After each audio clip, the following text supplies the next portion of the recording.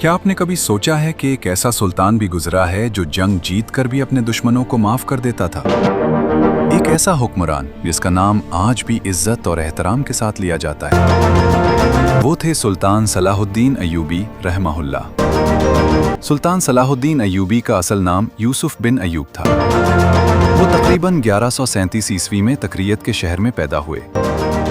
उनके वालिद नजमुद्दीन अय्यूब एक बहादुर और नेक इंसान थे। सलाहुद्दीन बचपन ही से संजीदा, नरमदिल और दीन से मोहब्बत करने वाले थे। उन्हें इल्म हासिल करना बहुत पसंद था। वो उलमा की सोहबत में बैठते, कुरान सुनते और दीन को समझने की कोशिश करते थे। उस जमाने में मुसलमानों की हालत बहुत कमजोर थी। ईसाई सलीबी लश्करों ने बैतुल मुक़द्दस पर कब्जा कर लिया था और मस्जिद अक्सा उनके कंट्रोल में थी।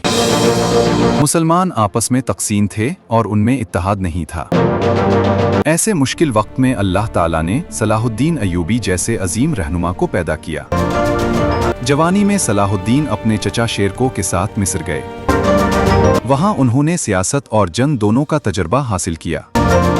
कुछ ही अरसे में उनकी सलाहियतें सबके सामने आ गईं और सिर्फ 30 साल की उम्र में वो मिस्र के वजीर बन गए। उन्होंने इंसाफ कायम किया, मदारिस बनवाए और लोगों के दिल जीत लिए। सलाहुद्दीन का सबसे बड़ा मकसद बैतुल मुक़द्दस को आज़ाद करवाना था। इस मकसद के लिए उन्होंने मुसलमानों को मुत्तहिद करना शुरू किया।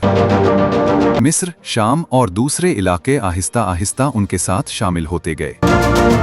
1187 ईस्वी में हत्तीन की मशहूर जंग हुई। इस जंग में सलाहुद्दीन की फौज ने सलीबी लश्कर को शिकस्त दे दी।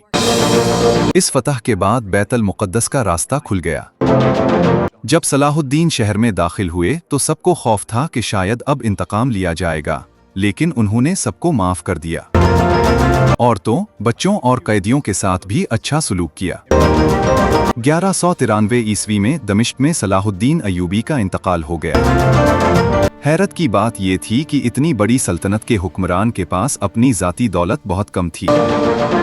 उनकी सादगी और इंसाफ आज भी दुनिया के लिए मिसाल है। सलाहुद्दीन अय्यूबी हमें ये सबक देते हैं कि असल अज़मत ताकत में नहीं, बल्कि इंसाफ, इत्तेहाद और अल्लाह पर भरोसे में होती है।